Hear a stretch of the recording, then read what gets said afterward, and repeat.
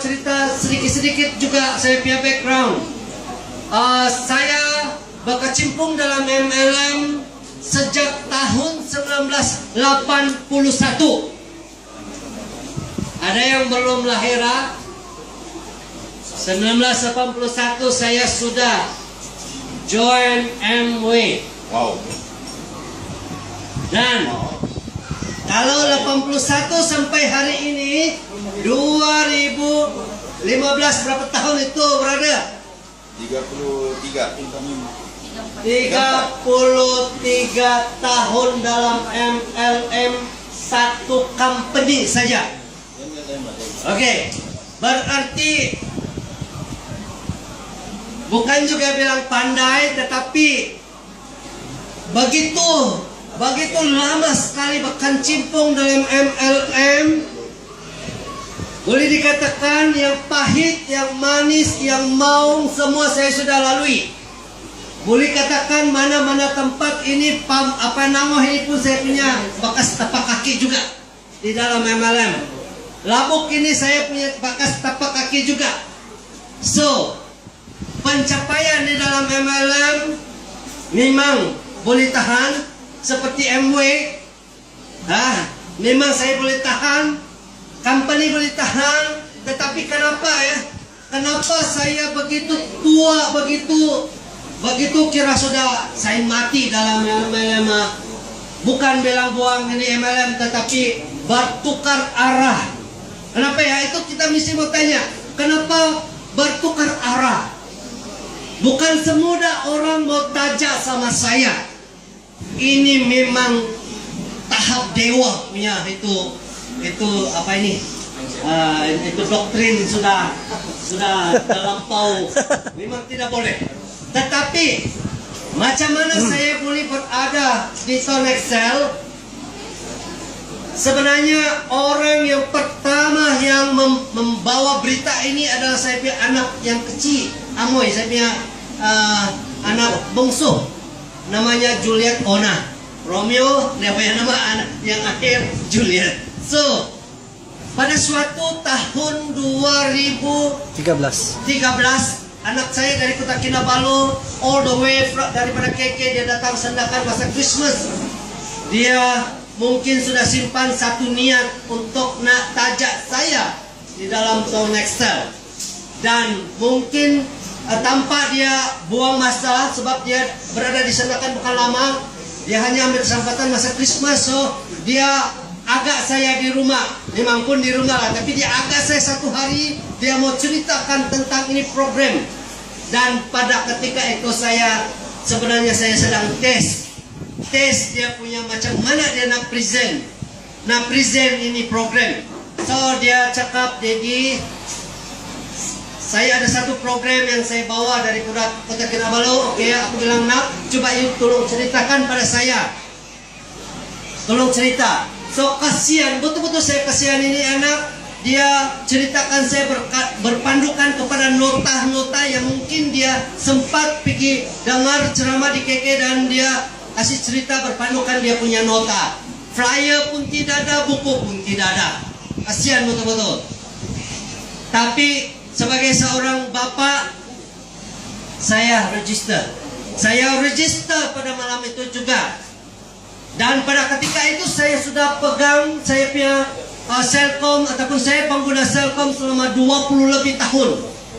Dan yang kedua adalah DG 16 tahun lebih. Memang boleh call, boleh SMS, dan boleh layar internet. Tetapi rasa-rasanya 1 sen di bawah 7 tidak ada masuk dalam saya punya account. 1 sen di bawah 7 tiada masuk account. Berarti dalam tempo 20 tahun, dalam tempo 16 tahun, saya sudah buang berapa ribu untuk nak top up ke apa, tidak ada duit masuk pun saya sanggup. Tetapi dengan kehadiran di program, selepas dia ceritakan itu 7 campur 1.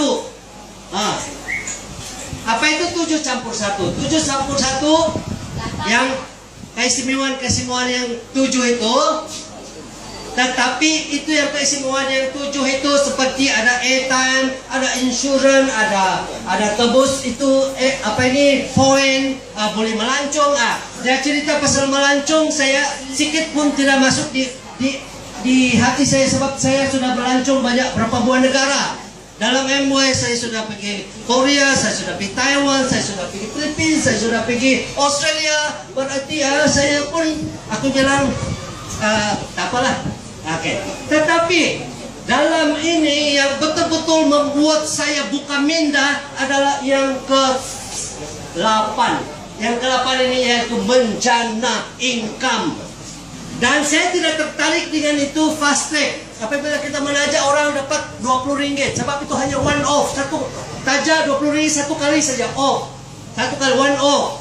Tetapi yang membongkar saya punya keegoan pada ketika itu adalah yang top up commission, di mana apabila kita tajak itu orang dia top up biarpun level pertama 6311 itu kita tahu lah kan 6311, tapi kalau sekiranya RM60 kita punya top up pribadi jadi 10313. 10313. Betul? Betul. Oke. Dia bilang itu buku itu pun isukan 2 hari yang terusnya anak saya terus pergi airport, saya antar di airport, dan kau tahu apa yang terjadi? Sampai Kota Kinabalu dia telepon sama saya, Daddy sorry, dia bilang saya itu SIM card saya terbawa, itu kelonsong saja bayang saya tinggal lupa saya. Betul. Saya sudah betul mau buat sudah. Tetapi oleh karena itu kelonsong saja yang tertinggal ini, itu isi itu jantungnya anak saya terbawa pergi keke. Dan aku bilang nak beginilah, tolonglah hantar melalui Tungma kah ataupun Citylink kah atau Express. Jadi saya tunggu tidak ada kena antar. So mungkinkah saya punya rezeki di dalam Connextel akan saya tetapi masa itu juga saya pun masih lagi sibuk kerja dan masih juga buat saya punya MW. Pada satu hari saya tidak tahu siapa yang simpan ini buku. Ini betul buku ini kejadian ini. Ini buku simpan di atas meja. Kebetulan saya di bawah ada meja, dan jadi memang saya tidak tahu siapa simpan ini buku. Aku bilang tengok, Connextel. Satu kali saya naik lagi di atas, saya nampak lagi ini buku Connextel.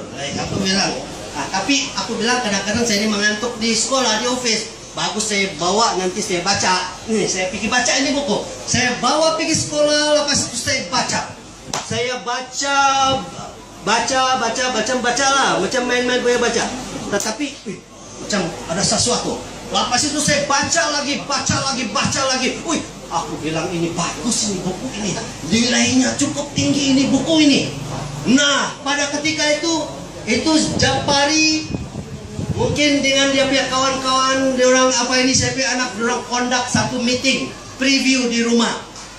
Wah, jadi katalah sudah di rumah, memang saya terpaksa layan sama diorang. Saya pun betul-betul tengok lah juga. Pak, saya tengok betul-betul. Saya tengok itu macam mana dia punya plan pemasaran. Sebab ini saya tidak kisah yang lain. Saya mau tengok dia punya plan pemasaran. Sebab kalau you nak buat bisnes, you mesti dia punya sales and marketing plan.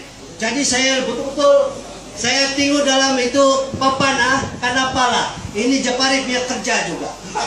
Ini Japari punya kerja ini, saya tidak tahu kenapa dia kasih tinggal itu tulisan. 6, 3, 11. Beginilah tulisan dia kasih tinggal di papan. Jadi pada ketika itu Mrs. mesti kerja. Ataulah dia punya kerja 24 jam. Jadi malam itu kurang lebih dalam pukul 10 ke pukul 11. Mrs. balik, dia tanya sama saya, Ling, apa juga itu 6311? Aku bilang, tak payah tanya lah. Macam McDonald saya, Pak. Jadi mungkin dia pun ada eager lah. Dia ada keinginan mau tanya apa ini 6311 kata Mrs. Agak si Romeo. Dia tanya, Mio coba kau apa kunun ini 6311. Jadi saya tidak tahu apa dia punya cerita, kasih terangkan itu plan pemasaran. Lepas itu Mrs. pula yang tak hege-hege mau masuk. Macam, saya mau, dia kasih lapor sama saya, saya mau join. Aku bilang, kau mau join? Nah, kalau begini, saya kau duluan.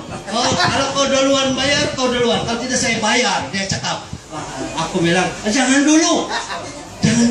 Last saya sembunyi. Saya terus daftar kepada, sebenarnya bukan saya daftar sama Romeo.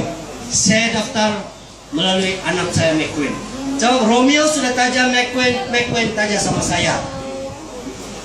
Kenapa saya buat keputusan? Ini yang penting sahabat, ini Bapak bakal besar. Kenapa saya mau ambil keputusan mau join ini Tone Excel? Walaupun saya belum nampak dia punya scope yang terlalu besar.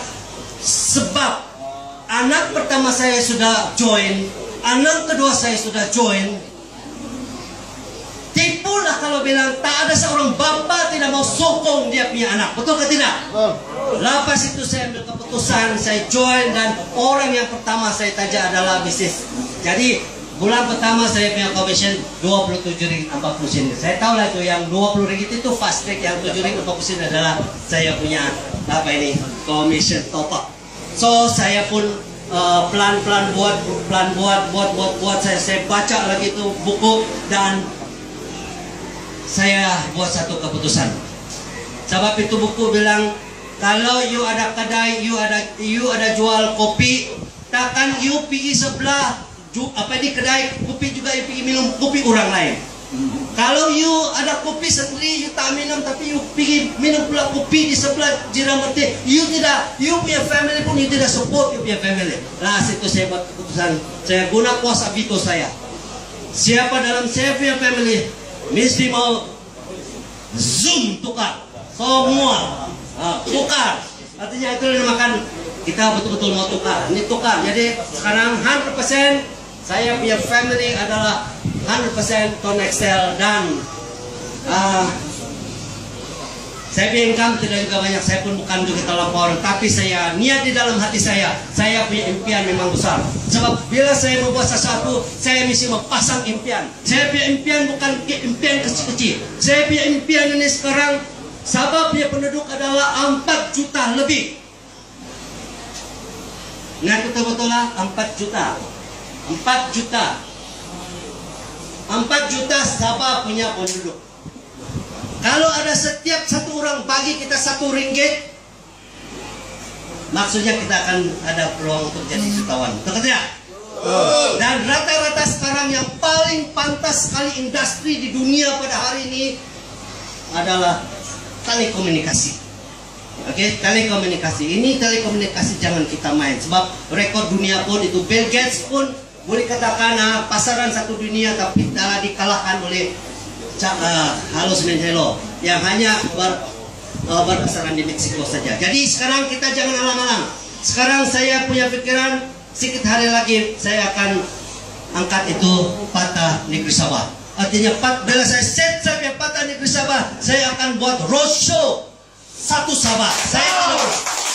Saya mau buat satu program jelajah Borneo. Oke, jadi ini tidak mungkin akan terjadi, tetapi dengan adanya sokongan daripada kita punya kawan-kawan yang sekarang yang sudah